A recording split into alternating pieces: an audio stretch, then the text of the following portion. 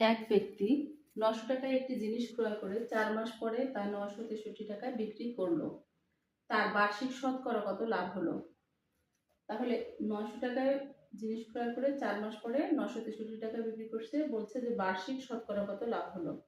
তাহলে বার্ষিক অর্থ কি 1 বছর, মানে 12 মাস। লাভ হচ্ছে কত টাকা? 963 মাইনাস হচ্ছে 900, তার মানে 63 টাকা লাভ হচ্ছে।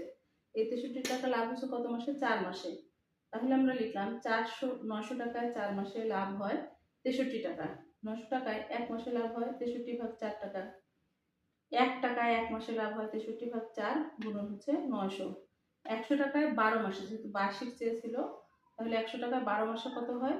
তাহলে 63 নিচে ছিল 4 গুণন 900, আর এই 12 এবং 100 উপরে গুণ হয়ে গেল, যে 12 এই যে 100 কাটাকাটি করলে হয় 21 টাকা। অর্থাৎ বার্ষিক লাভ হবে 100 টাকায় 21 টাকা লাভ হবে।